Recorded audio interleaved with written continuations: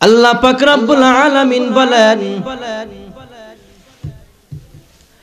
এই পৃথিবীর মধ্যে যারা নিজেদেরকে পক্কানে আলিম দাবি করবেন, নিজেকে আশিকে রাসূল দাবি করবেন, তারা কিন্তু কোনো সময় অহংকার করতে পারে না। আল্লাহ পাক রব্বুল আলামিন বলেন, আমার কোন গোলাম কোন অবস্থাতেই সে অহংকার করতে পারে না। আমার সঙ্গে কথা বলবেন, কি করতে পারে না?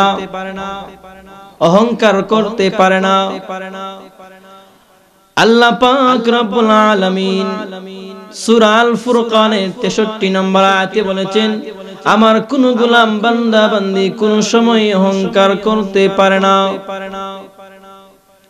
আপনারা খেয়াল করবেন, সমাজের ভিতরে যারা টাকা পয়সার মালিক হয়ে যান, সমাজে শিল্পপতি হয়ে যান, ওদের আজকে অনেক টাকা দিয়েছেন আল্লাহ, ওরা কিন্তু সাধারণ পাবলিককে সালাম দেয় না। বলে, আমি টাকাওয়ালা, আমি শিল্পপতি, আমি কেন মানুষকে সালাম দিব? আমাকে সালাম দাও। এটা হলো একটা অহংকার। আল্লাহ পাক রব্বুল আলামিন বলেন, আমার কোন গোলাম বান্দা বান্দি কোন অবস্থাতেই অহংকার করতে পারে না। আপনি মনে রাখবেন, মুআল্লিমুল মালায়েকা ফেরেশতাদের মধ্যে মহাজ্ঞানীকে শুধুমাত্র কেবলমাত্র অহংকার করবার কারণেই আল্লাহ পাক রব্বুল আলামিন জান্নাত থেকে বাহির করে দিয়েছিলেন। কিসের কারণে? অহংকার করবার কারণে। উনি কে ছিলেন আপনারা? ফাসাজাদু ইল্লা ইবলিস, শয়তান।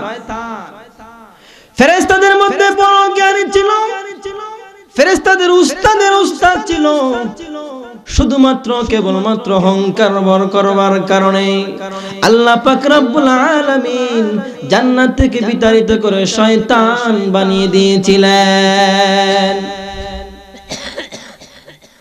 এত বড় ফেরেশতা ছিল, ফেরেশতাদের উস্তাদ ছিল, তাকে আল্লাহ পাক রব্বুল আলামিন অহংকার করবার কারণে শয়তান বানিয়ে দিতে পারেন। আর আজকে আপনি টাকা পয়সার মালিক হয়ে গেছেন, শিল্পপতি হয়ে গেছেন, অনেক টাকা আপনার, আপনি রাস্তাঘাটে মুরব্বিদেরকে সালাম দেন না, চুরুদেরকে সালাম দেন না, আপনার ভিতরে অহংকার ঢুকে গেছে। আপনি মনে রাখবেন, মুআল্লিমুল মালায়েকা ফেরেশতাদের মধ্যে মহাজ্ঞানীকে শুধুমাত্র কেবলমাত্র অহংকার করবার কারণে আল্লাহ পাক রব্বুল আলামিন জান্নাত থেকে বিতাড়িত করতে পারছেন। আপনাকে আমাকে যদি অহংকার করেন, আপনাকে আমাকে ধ্বংস করতে আল্লাহর কোনো সময় লাগবে না। লাগবে নি? অহংকার করবনি আমরা। লা ইয়াদখুলুল জান্নাতা আহাদুন ফি কলবিহি মিসকালু হাব্বা। নবীজি বলেছেন, যার অন্তরে সরিষার দানার পরিমাণ, সরিষা চিনেননি, সরিষার দানার পরিমাণ যদি অহংকার থাকে, সে কোনো সময় জান্নাতে প্রবেশ করতে পারবে না। এর জন্য বাবার আমার অহংকার করা যাবে না। অহংকার মুক্ত জিন্দেগি চালিয়ে যাইতে হবে। অহংকার করবেন না। আপনার টাকা হয়েছে আপনার জ্ঞানের কারণে যদি আপনি অহংকার করেন, আপনার বিবেকের কারণে, আপনার বুদ্ধির কারণে যদি আপনি অহংকার করেন, আপনাকে শয়তানের মতো আল্লাহ পাক রব্বুল আলামিন ধ্বংস করতে সময় লাগবে না। কি বলি একটু মনোযোগ দিয়ে শুনে। আল্লাহ পাক রব্বুল আলামিন বলেন, এক নম্বর গুণ হলো, আমার কোন গোলাম বান্দা বান্দি কোনো অবস্থাতেই অহংকার করতে পারে না। আপনি মনে রাখবেন, আপনি অনেক টাকা হয়ে গিয়েছেন, আপনি মনে রাখবেন যে আল্লাহ পাক রব্বুল আলামিন নমরুদকে ধ্বংস করতে পেরেছেন, যে আল্লাহ পাক রব্বুল আলামিন ফেরাউনকে ধ্বংস করতে পেরেছেন, যে আল্লাহ পাক রব্বুল আলামিন টাকাওয়ালা আবু লাহাবকে ধ্বংস করতে পেরেছেন। আপনাকে আমাকে ধ্বংস করতে কোনো সময় লাগবে না। কয় নাম্বার গুণ? এক নাম্বার গুণ। আল্লাহ পাক রব্বুল আলামিন 2 নাম্বার গুণ বলেন, ওয়াইযা খাতাবাহুমুল জাহিলুনা ক্বালু সালামা।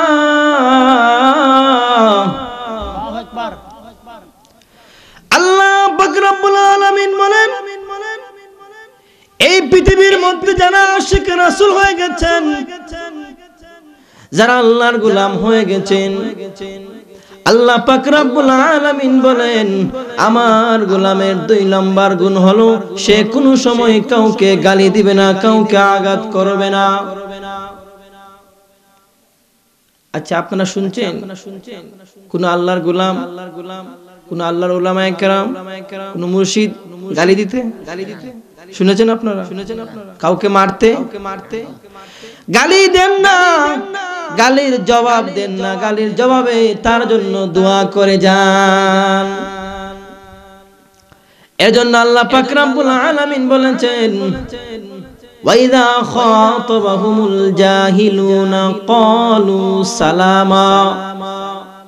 আমার কোন গোলাম বান্দা বান্দি কোন অবস্থাতেই সে কাউকে গালি দিবে না, কাউকে আঘাত করবে না, কাউকে পিটবে না। আল্লাহ পাক রব্বুল আলামিন 3 নম্বর গুণ বলেন, ওয়াল্লাযীনা ইয়াবিতুনা লিরাব্বিহিম সুজদান ওয়া কিয়ামা।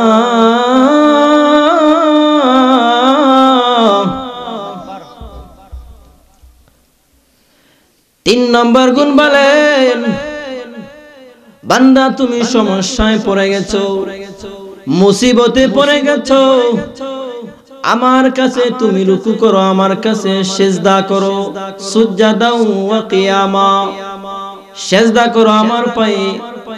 দুনিয়ার কারো পায়ে সিজদা করো না। দুনিয়ার মধ্যে কারো পায়ে সিজদা করার হুকুম আসেনি? বলেন আপনারা, আসেনি? না না, দুনিয়ার মধ্যে কারো পায়ে সিজদার অনুমতি নাই। আপনারা খেয়াল করবেন, সমাজের ভিতরে অনেক মানুষ আছে যারা মাজারের মধ্যে গিয়ে, মাজারে গিয়ে তারা সিজদা করে। আসেনি? মাজারের মধ্যে সিজদা করে, মাজারে গিয়ে সিজদা করে। আল্লাহ পাক রব্বুল আলামিন বলেছেন, এ বান্দা বিপদে পড়ে গেছো, সমস্যার মধ্যে পড়ে গেছো, রুকু করো আমার পায়ে, সিজদা করো আমার পায়ে। আমি আল্লাহ ছাড়া কারো পায়ে তোমরা সিজদা করো না।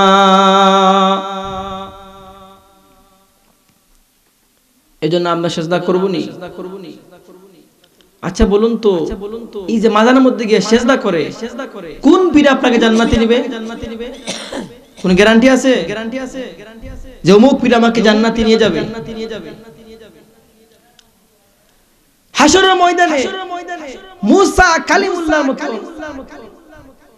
উনি বলবেন, আল্লাহ আজকের দিনে আমার উম্মতকে চাই না, আজকের দিনে আমার স্ত্রীকে চাই না, আজকের দিনে আমার পুত্রকে চাই না, আজকের দিনে শুধু আমাকে বাঁচান, আমাকে বাঁচান।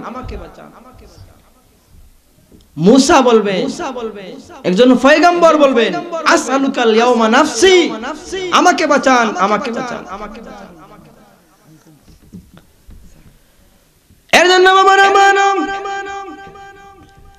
আল্লাহ পাক রব্বুল আলামিন বলেন, ওয়াল্লাযীনা ইয়াবিতুনা লিরাব্বিহিম সুজদান ওয়া কিয়ামা। যে কোনো সমস্যায় পড়ে যাও, যে কোনো মুসিবতে পড়ো, মুসিবতে পড়েছো, আল্লাহর কাছে সাহায্য চাও, আল্লাহর কাছে সাহায্য চাও। আল্লাহ ছাড়া আপনাকে বাঁচাবার মতো এমন কোন মানুষ নাই, আসেনি। আল্লাহ পাক রব্বুল আলামিন বলেছেন, সিজদা করো আমার পায়ে, রুকু করো আমার পায়ে। এজন্য দুনিয়ার কারো পায়ে সিজদা করা যাবে না। ইন্নাহু মান ইউশরিক বিল্লাহ ফাকাদ হারামাল্লাহু আলাইহিল জান্নাহ ওয়া মাওয়াহুন নার ওয়া মা লিয-যালিমিনা মিন আনসার। যারা শিরক করলো তারা অনন্তকাল জাহান্নামে জ্বলবে, তাদের জন্য জাহান্নাম ওয়াজিব হয়ে যাবে। ইন্নাহু মান ইউশরিক বিল্লাহ, যারা শিরক করবে, আল্লাহর সঙ্গে যারা শিরক করবে তারা অনন্তকাল জাহান্নামে জ্বলবে। এজন্য আল্লাহ সঙ্গে কাউকে শরীক করব না। আল্লাহ ছাড়া কারো পায়ে সিজদা করা যাবে না। বিপদে পড়ছেন, সমস্যার মধ্যে পড়েছেন, আল্লাহকে ডাকেন, আল্লাহকে চান, আল্লাহকে স্মরণ করেন। আল্লাহ পাক রব্বুল আলামিন বলেন, এ বান্দা আমাকে একবার তুই ডাক দিয়া দেখ, আমি তোর ঘরের মধ্যে হাজির হয়ে যাব। আল্লাহকে একবার ডাক দেন, আল্লাহ 70 বার জবাব দেন। সুবহানাল্লাহ। এত দয়ার মালিককে আমরা ভুলে যাই। বিবেককে একটু চিন্তা করেন যে আল্লাহ পাক রব্বুল আলামিন ফ্রি ফ্রি অক্সিজেন দিচ্ছেন আপনাদেরকে। এবার আবার একটু লক্ষ্য করে দেখুন, দুনিয়ার মধ্যে শ্বাস ফালাইতেছেন, শ্বাসের কোনো বিল দেওয়া লাগে না। এই যে করোনা গেল, করোনার মধ্যে অক্সিজেন নাই তো মারা গেছে, মারা গেছে না? কত লক্ষ লক্ষ টাকার মালিক, কোটি কোটি টাকার মালিক, অক্সিজেন নাই, সেও নাই, মারা গেছে, ইন্তেকাল করছে। আপনি আইসিইউতে যান, একদিন দেখবেন 50,000 টাকা গুনবেন, কিন্তু আল্লাহ পাক রব্বুল আলামিন যে ফ্রি ফ্রি অক্সিজেন দিচ্ছেন এর কোনো হিসাব নাই। আল্লাহ পাক রব্বুল আলামিন বলেন, এ বান্দা হিসাব লাগবে না, আমার পায়ে 5 ওয়াক্ত 5 বার সিজদা দে, আমি আল্লাহ পাক রব্বুল আলামিন তোর সব কিছু আমি আল্লাহ পূরণ করে দিব। সুবহানাল্লাহ। ফ্রি ফ্রি অক্সিজেন দিচ্ছেন আল্লাহ, সে আল্লাহকে আমরা ভুলে যাই। একটু চিন্তা করেন যে আল্লাহ পাক রব্বুল আলামিন খাবারের ব্যবস্থা করে দেন, সকাল বেলা খান, বিকাল বেলার খাবার ব্যবস্থা আল্লাহ করে দেন, রাত্রে বেলা যে খাই আসছেন আগামীকাল যে সকালে খাইবেন। যদি আল্লাহ পাক রব্বুল আলামিন আপনার খানা বন্ধ করে দেন, আপনার কি হবে? আপনি নাফরমানি করেন, আপনার গোপনের গুনাহ আপনার মা বাবা জানে না। গোপনে কত গুনাহ করছেন আল্লাহ ছাড়া কেউ জানে না, জানেন শুধু মালিক। আপনার বাবা জানে না, আপনার বন্ধু জানে না, আপনার ভাই জানে না, আপনার বোন জানে না, জানে কে? উনি হলেন আল্লাহ। যে আল্লাহ পাক রব্বুল আলামিন আপনার গোপন গুনাহকে আল্লাহ গোপন রাখেন, সে আল্লাহকে ছাড়া আমরা দুনিয়ার মানুষের মধ্যে মানুষের পায়ে কেন সিজদা দিব? সুজদা ওয়া কিয়ামা, বিপদে পড়েছ, রুকু করো আমার পায়ে, সিজদা করো আমার পায়ে। এজন্য বাবারা 1 নম্বর গুণ অহংকার করা যাবে না, 2 নম্বর গুণ গালি দেওয়া যাবে না, কাউকে আঘাত করা যাবে না, 3 নম্বর গুণ রুকু সিজদা কার পায়ে? কার পায়ে? আল্লাহর পায়ে। আল্লাহ পাক রব্বুল আলামিন বলেন,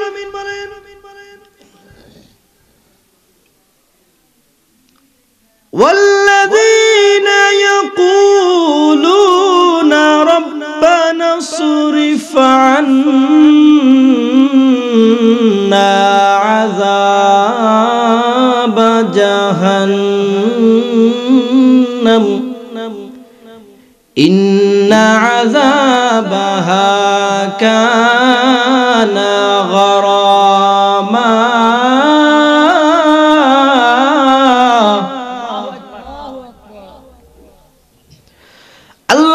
রব্বুল আলামিন বলেন 4 নম্বর গুণ হলো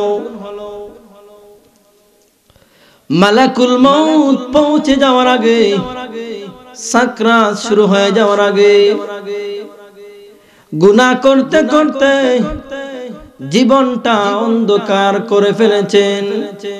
আল্লাহ পাক রব্বুল আলামিন বলেন, এ বান্দা তোমার পাহাড় শরীফান গুনাহ হয়ে গেছে, আমি আল্লাহর কাছে মাপ চাও, আমি আল্লাহর কাছে তোমরা তওবা করো। কি করো? তওবা করো।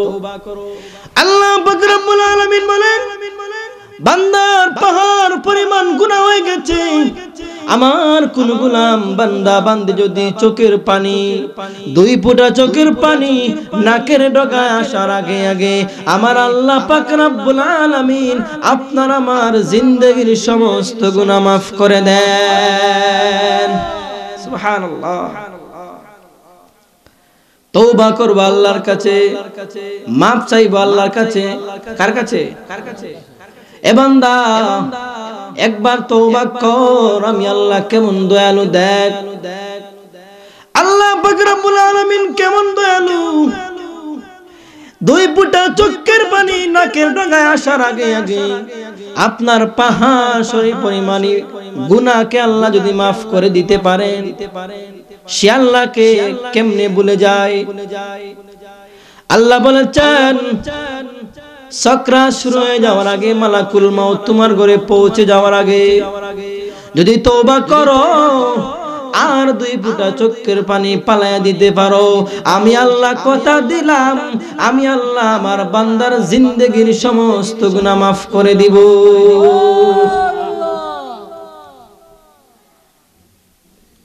কটা গুণ বলছি? 4টা গুণ। 1 নম্বর অহংকার করা যাবে না। 2 নম্বর কাউকে গালি দেওয়া, কাউকে আঘাত করা। 3 নম্বর কুশলতা কার পায়ে? তওবা করব কার কাছে? আল্লাহর কাছে। আল্লাহ পাক রব্বুল আলামিন বলেন, এই 4টা গুণ যারা আমল করতে পারবে, আমি আল্লাহ পাক রব্বুল আলামিন ওদের জাহান্নাম থেকে নামটা কাইটা আমি আল্লাহ পাক রব্বুল আলামিন জান্নাতি বলে ঘোষণা করে দিলাম। জাহান্নামের লিস্ট থেকে নামটা কাইটা দিবেন, কাইটা জান্নাতের লিস্টে ঢুকায়া দিবেন। 4টা আমল। কয়টা আমল? পারবেন না বাবারা? ইনশাআল্লাহ এই 4টা গুণ আমল করার চেষ্টা করবেন। কোরআন শরীফে আল্লাহ 4 গুণ বলেছেন, আল্লাহ নবী হাদিসে আরো 4 গুণ বলেছেন। হাদিসের 1 নাম্বার গুণ হলো আফসুস সালাম। তোমরা একে অপরকে সালাম করো, একে অপরকে সালাম বিনিময় করো।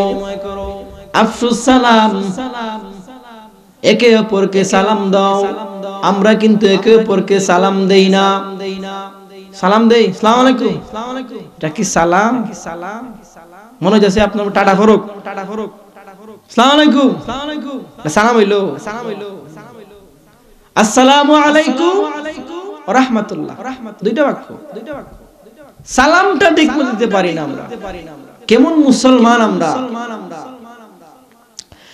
আগে দেখতাম মুরব্বিরা রাস্তা গেলে ছোট ছোট বাচ্চারা সালাম দেয়, আজকালকে কিন্তু সালাম দেয় না, মোবাইল টিপাইয়া যায়।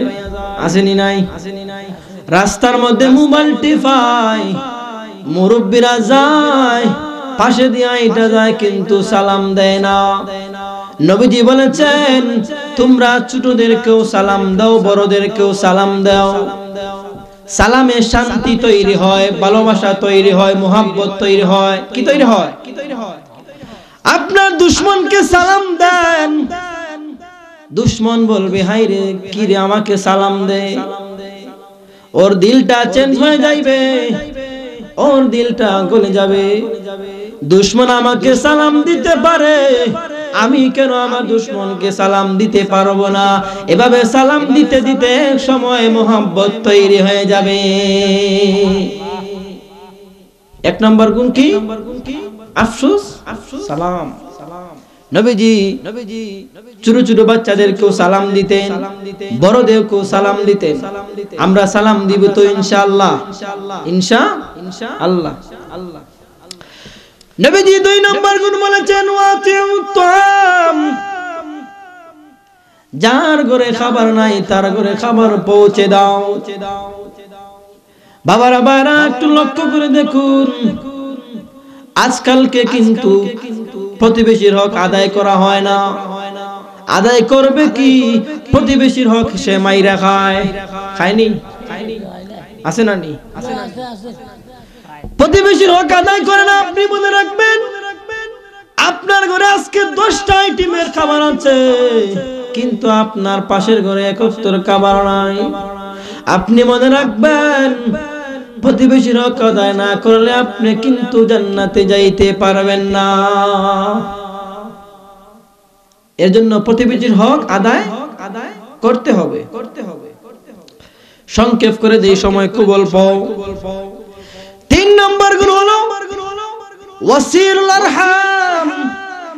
নবীজি বলেছেন ওয়াসিলুল আরহাম। বাবারা বাবারা, আজকালকে কিন্তু আত্মীয়তার বন্ধন ঠিক নাই। ছেলে বিয়ে করার আগে মা বাপকে চিনে, যেই দিন বিয়ে করে মা বাপকে আর চিনে না, এমন আসেনি নাই। আপনি মনে রাখবেন, যে বাবা আপনাকে লালন পালন করে বড় করলেন, আপনাকে সবকিছু শিখাইলেন, যখন আপনি বিয়ে করেন আপনার মা বাপকে ভুলে যান। যে মা বাবা না খায়া না ফিন্দা সন্তানকে ফিন্দাইছেন, এই মা বাপকে তোমরা কেমনে কষ্ট দাও। যে মা বাবা জীবনটা শেষ করে দিয়েছেন, সেই মা বাবাকে তোমরা বিবাহ করার পরে মা বাপকে ভুলে যাও। এই যে ঠান্ডার মধ্যে দামি দামি কম্বলের তলে ঘুমাও, আর মা বাবা ফারাকে খেতার তলে ঘুমায়, তোমার কি দিলে দয়া লাগে না? যে মা বাবা 10 মাস 10 দিন তোমাকে গর্ভের ভিতরে রাখলো, যে মা তোমাকে পায়খানা পেশাব করলে ঠান্ডার মধ্যে ঠান্ডা লাগা যাইব, মার গরম জায়গার মধ্যে তোমাকে শোয়া, তোমার পেশাব পায়খানার মধ্যে মা শুয়ে যায়। ওয়াসিলুল আরহাম, আত্মীয়তার বন্ধন ঠিক নাই। আসেনি? ঠিক টাকাওয়ালা হয়ে গেছো, মনে রাখবা আজকে তুমি শিল্পপতি হয়ে গেছো।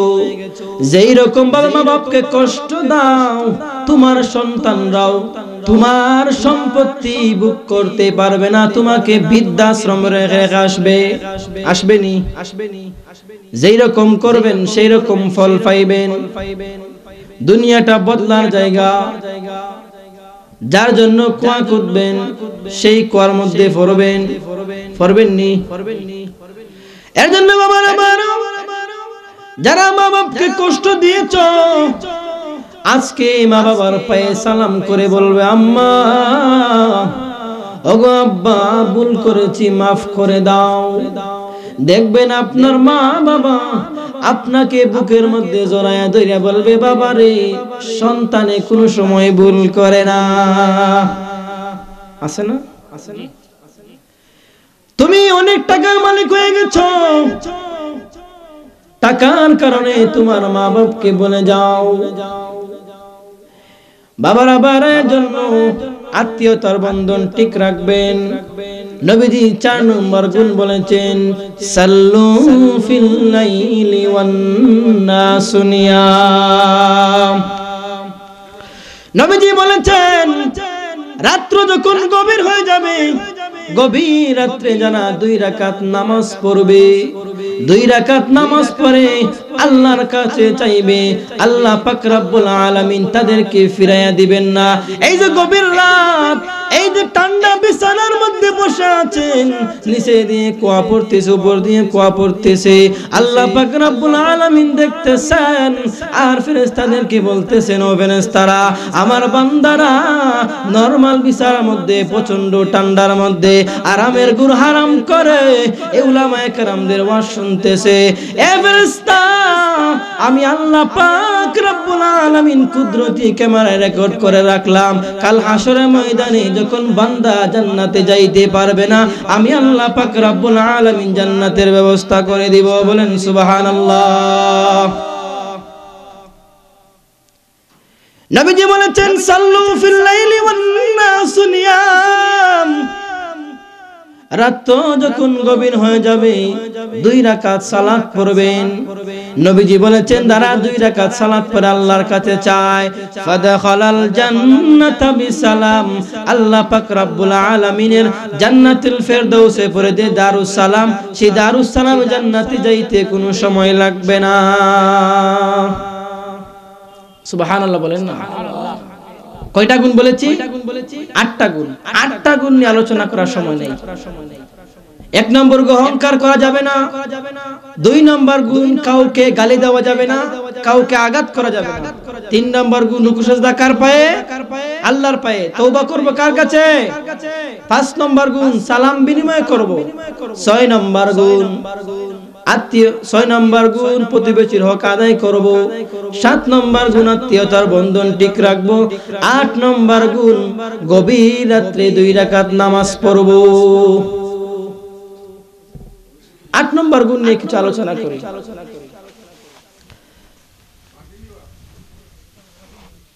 আল্লামা জুলফিকার নকশবন্দি তিনি আসেন, উনার খুতবা তিনি আসেন একটা ঘটনা। আল্লাহ নবী বিশ্ব নবী রাহমাতুল লিল আলামিনের মেয়ে হযরত ফাতিমা রাদিয়াল্লাহু তাআলা আনহা ছোটবেলার একটা কাহিনী নিয়ে আসলেন, একটা ঘটনা নিয়ে আসলেন। এটা বলে শেষ করে দিব, বারা একটু কষ্ট করে শুনেন কি বলতে চাই। আল্লাহ নবী বিশ্ব নবী রাহমাতুল লিল আলামিনের মেয়ে আম্মা জান ফাতিমা রাদিয়াল্লাহু তাআলা আনহা, যাকে বানিয়েছেন সাইয়্যিদাতুন নিসাইল জান্নাহ, মহিলাদের সরদারনি বানিয়ে দিয়েছেন, জান্নাতের মহিলাদের সরদারনি বানিয়েছেন। কিসের সরদার? জান্নাতের। হযরত ফাতিমা যখন ছোট ছিলেন, কিশোর বয়সের ছিলেন, আম্মা জান ফাতিমা যখন কিশোর বয়সের ছিলেন, আম্মা জান ফাতিমা ছোটবেলায় একটা ইহুদি মেয়ের সঙ্গে বন্ধুত্ব হয়ে গেল। বাবার আবার এই বন্ধুত্বটা কিন্তু 1 দিন 2 দিনের না, 1 যুগ ধরে বন্ধুত্ব চলে। হঠাৎ করে এই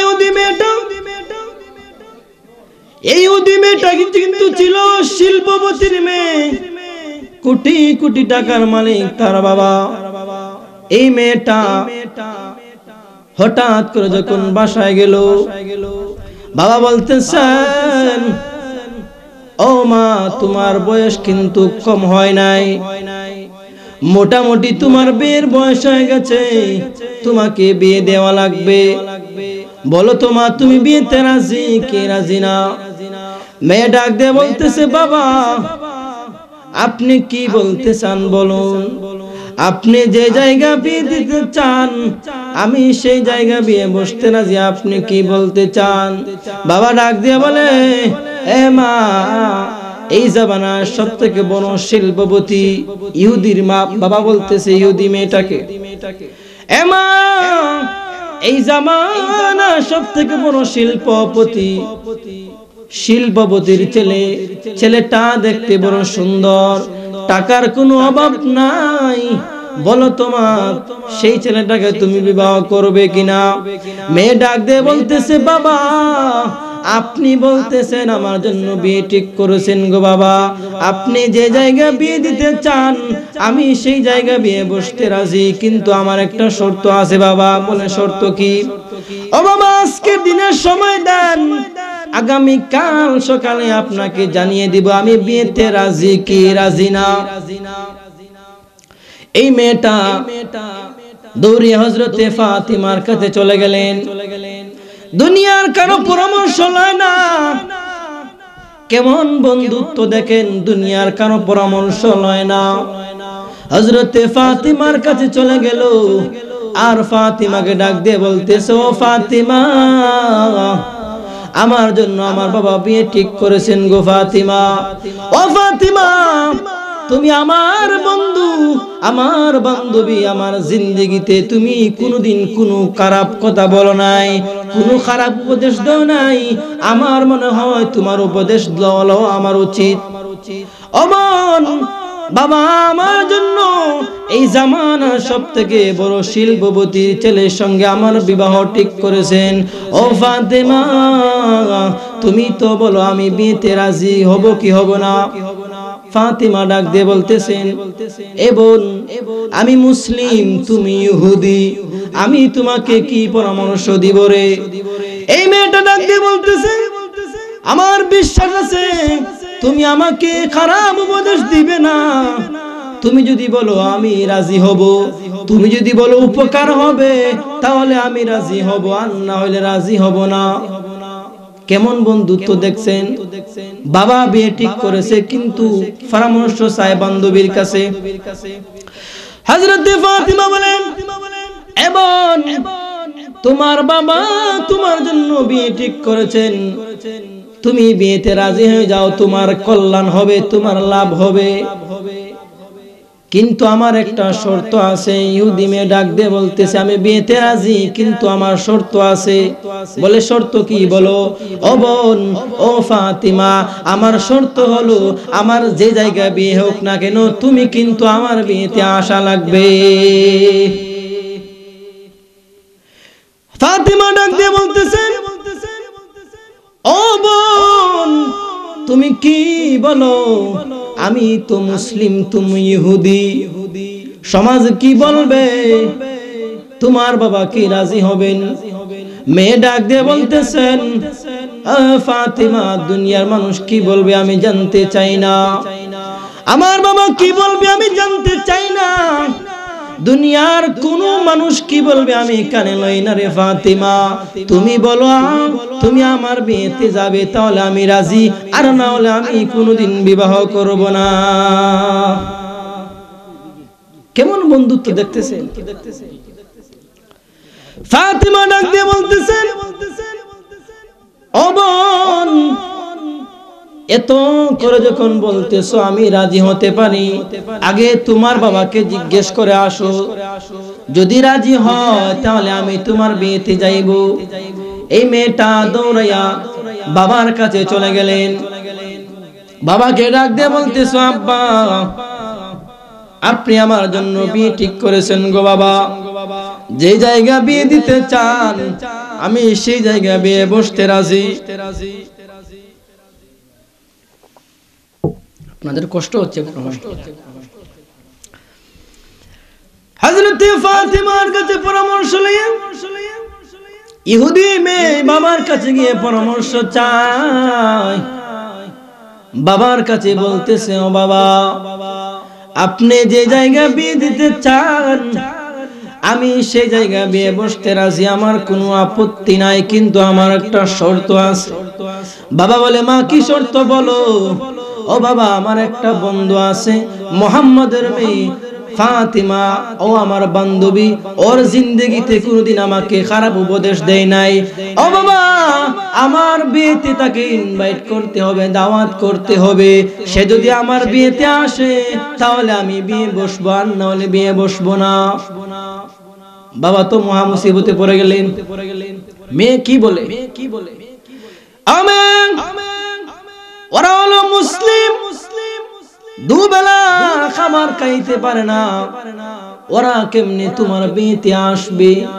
এমা, তোমার বিয়েতে যারা আসবে তারা তো শিল্পপতি, লক্ষ লক্ষ টাকার জামা পরে তোমার বিয়েতে আসবে, কত গিফট, কত উপহার তোমার জন্য নিয়ে আসবে। ওরা তো মুসলিম, ওদের তো দুই বেলার খাওয়ার কোনো ব্যবস্থা নাই, সিরা কাপড় পরে তোমার বিয়েতে আসবে। ওরা যদি আমার বিয়েতে আসে আমার মান ইজ্জত থাকবে না, ওরা সিরা কাপড় পরে তোমার বিয়েতে চলে আসবে না। না, ফাতিমাকে বিয়েতে দাওয়াত দেওয়া যাবে না। মেয়ে ডাক দিয়ে বলে, বাবা তাহলে শুনেন, আমার এক হাতে চন্দ্র উঠাইয়া যদি দেন, এক হাতে সূর্য উঠাইয়া যদি দেন, আমি কিন্তু জিন্দেগিতে কোনো পুরুষকে বিবাহ করব না। কেমন বন্ধুত্ব দেখতেন? এই বন্ধুত্ব আছে আমাদের মধ্যে। বন্ধুত্ব শুধু ফিডাইবার লাগি, খালি ফিডাইবার লাগি, গভীর বন্ধুত্ব নাই, খালি মায়েরা মাই, হে অমুক দলে সে অমুক দলে,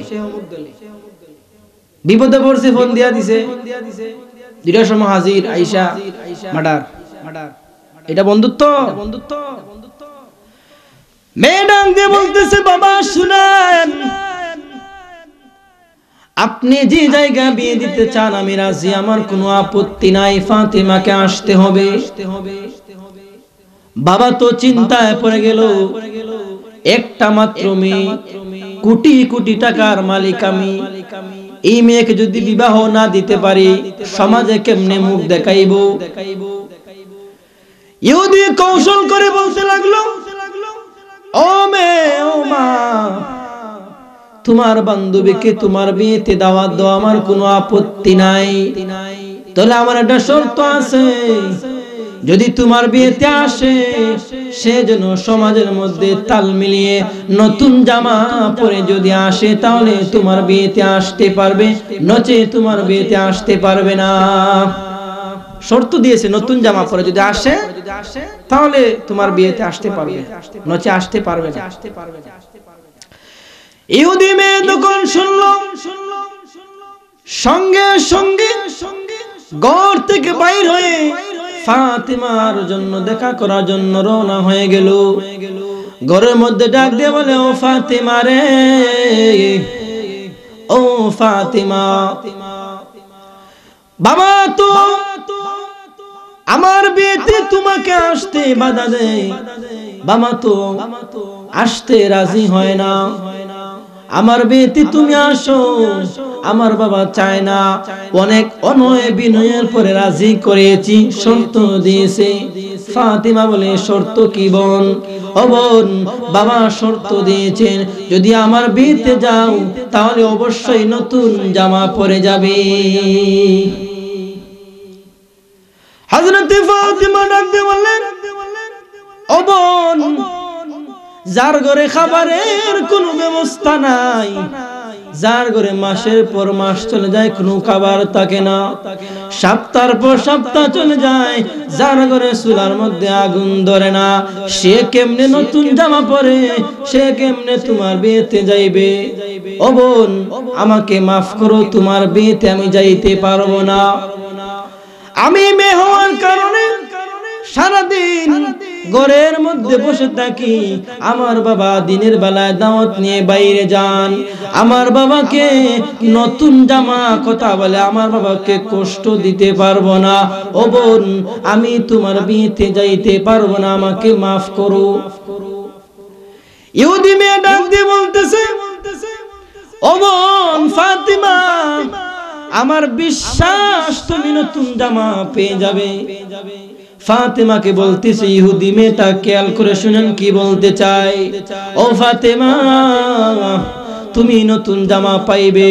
আমি দেখি তুমি দিনের বেলায় রোজা রাখো, রাত্রি বেলায় আল্লাহর পায়ে সিজদা করো, তুমি সেই রবের কাছে চাও, সেই রব তোমাকে কোনোদিন ঠকাবে না, তোমাকে নিশ্চয়ই একটা কোনো ব্যবস্থা করে দিবে। আল্লাহু আকবার। ইহুদি মেয়ে বলতেছে, আল্লাহর কাছে চাও, আল্লাহ তোমাকে ব্যবস্থা করে দিবে। ফাতেমা চিন্তা করতে লাগলেন, ঠিক তো আমার অভিভাবক তো আল্লাহ, আমাকে চালান আল্লাহ, আমাকে সুখী রাখেন আল্লাহ, আমাকে খাবার ব্যবস্থা করে দেন কে? আল্লাহ। মেয়েটাকে ডাক দিয়ে বলতেছো, মেয়ে, ও বান্ধবী, আমি ওয়াদা দিলাম, কথা দিলাম, আমি তোমার বিয়েতে যাব, এই দুনিয়ার সবথেকে দামি পোশাক পরে তোমার বিয়েতে যাব। সুবহানাল্লাহ।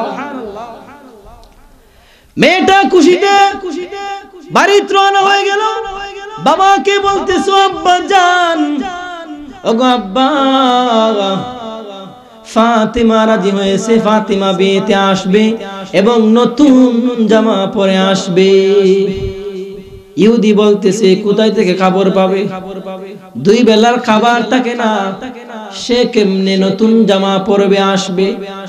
ওকে মিথ্যা বলেছে বাবা, তো আর কিছু বলে না। বাবা বলতেছে হয়তো তো ঘুষ দিয়েছে। বিয়ের দিন তারিখ ঠিক হয়ে গেল। বিয়ের আগের দিন মেয়েটা আসে আর ফাতেমাকে বলে, ও ফাতেমা, আমার কালকে আগামী কালবি নতুন জামার কি কোন ব্যবস্থা করেছো? ফাতেমা বলে, না রে বোন, আমি কোন নতুন কাপড়ের কোন ব্যবস্থা করি নাই। মেয়েটা বাড়িতে চলে গেল। রাত্র গভীর হয়ে গেল। আম্মা জান ফাতেমা রাদিয়াল্লাহু তাআলা আনহা ঠান্ডা পানি দিয়ে ওযু করলেন। ওযু করে জায়নামাজটা বিছাইয়া দিলেন। জায়নামাজ বিছিয়ে দিয়ে নামাজ পড়তে লাগলেন। সিজদা যখন চলে গেলেন, সিজদা গিয়ে ডাক দেবেন আল্লাহ, একটু ডাক দেবেন আল্লাহ, একটু চিল্লায় বলেন আল্লাহ, ও আল্লাহ, আমি ফাতেমা তোমাকে ভালোবেসে ফেলেছি গো আল্লাহ, ও আল্লাহ, আমি ফাতেমা তোমার সঙ্গে সম্পর্ক করে ফেলেছি গো আল্লাহ। আমি রাত্রি বেলায়, আমি দিনের বেলা বলতে থাকি সূর্য কেন ডুবে না, রাত্র কেন আসে না, আমি আল্লাহর সঙ্গে কেন কথা বলতে পারি না? ও আল্লাহ, আমার খাবারের কোনো দরকার নাই, আমি যেন তোমার সঙ্গে কথা বলতে পারি। ফাতেমা ডাক দে বল, আল্লাহ, আমি যখন সূরা ফাতিহা তেলাওয়াত করি, সূরা ফাতিহা যতগুলো আয়াত আছে আমি আল্লাহ নিজ কানে শুনতে পাই। আমার প্রত্যেকটা আয়াতের শেষে তুমি আসমান থেকে আয়াতের জবাব দিয়ে যাও। সুবহানাল্লাহ। ফাতেমা বলতেছেন, আমি নিজ কানে শুনতে পাই, তুমি আসমান থেকে আমার প্রত্যেকটা আয়াতের জবাব দিয়ে যাও। সুবহানাল্লাহ। ফাতেমা বলতেছেন, আল্লাহ, সারাদিন আমার বাবা দিনের দাওয়াত নিয়ে বাইরে চলে যান, আমি মেয়ে হওয়ার কারণে ঘরে থাকি। ওগো আল্লাহ, আমি উপাস থাকি, আমার কোনো কষ্ট লাগে না। যখন রাত্রি বেলায় তোমার কুদরতি পায়ে সেজদা করি, আমার সব কিছু ক্ষুধা নিবারণ হয়ে যায়। সুবহানাল্লাহ। ফাতেমা বলতেছেন, বাবা বলেছেন সাল্লু ফিল লাইলি ওয়ান নাসু নিয়াম, গভীর রাত্রে যারা 2 রাকাত নামাজ পড়ে আল্লাহর কাছে চায়, আল্লাহ, বাবা বলেছেন তাদেরকে আল্লাহ ফিরাইয়া দেন না। ওগো আল্লাহ, আমি ফাতেমা তোমাকে ভালোবেসে ফেলেছি, আমি রাত্রি বেলায় তোমাকে ডাকি, আমি তোমার কাছে কোনো কিছু চাই না, আমি তোমার কাছে কোনো কিছু চাই না গো আল্লাহ। আজকে একটা আবদার করেছি, এক ইহুদি মেয়ে আমাকে দাওয়াত দিয়ে ওর বিয়েতে যাওয়ার জন্য। ওগো আল্লাহ, আমাকে একটা কাপড় দাও, আমাকে কাপড় দিবে আমার সৌন্দর্যের জন্য না, আমাকে একটা এমন একটা কাপড় দিবে, এই কাপড় পরে যদি আমি বিয়েতে যাই, আমার বিয়েতে যাওয়া যখন যাই, প্রত্যেকটা মহিলা যেন আমার কাপড় দেখে মুসলমান হয়ে যায়।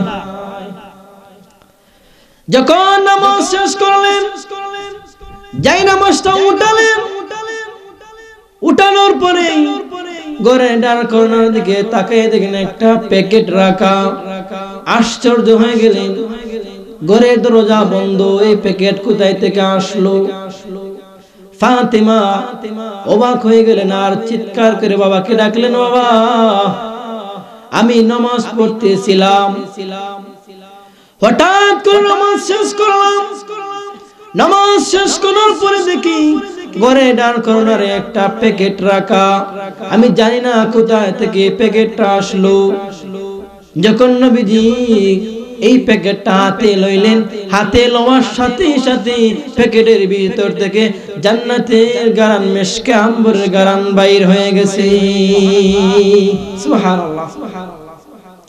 আর ডাক দিয়ে বলতেছেন, ও মেয়ে, এ ফাতেমা, এটা তো দুনিয়ার কোনো কাপড় না রে মা, এটা তো একটা সালোয়ার, একটা কামিজ আর একটা ওড়না, বাবারা বারা জান্নাতে কিন্তু তিনটা পোশাক থাকবে, একটা সালোয়ার, একটা কামিজ আর একটা ওড়না। 12 হাত শাড়ি কিন্তু জান্নাতে পাইবেন না। জান্নাতের ভিতরে মহিলাদেরকে যে একটা কামিজ দেওয়া হবে, এই কামিজের ভিতরে যে পাথরগুলো লাগানো থাকবে, এই পাথরের দাম আসমান জমিন লৌহ কলম।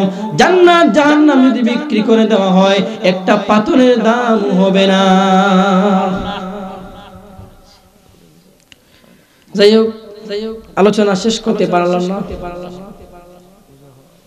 আমার হুজুরে দোয়া করবেন। সাল্লাল্লাহু আলা সাইয়্যিদিনা মাওলানা মুহাম্মদ ওয়া আলা আলিহি ওয়া আসহাবিহি ওয়া সাল্লাম। আলহামদুলিল্লাহি রাব্বিল আলামিন ওয়াল আকিবাতু লিল মুত্তাকিন ওয়াস সালাতু ওয়াস সালামু আলা সাইয়্যিদিল আমবিয়াই ওয়াল মুরসালিন ওয়া আলা আলিহি ওয়া আসহাবিহি ওয়া আহলি বাইতিহি আজমাইন।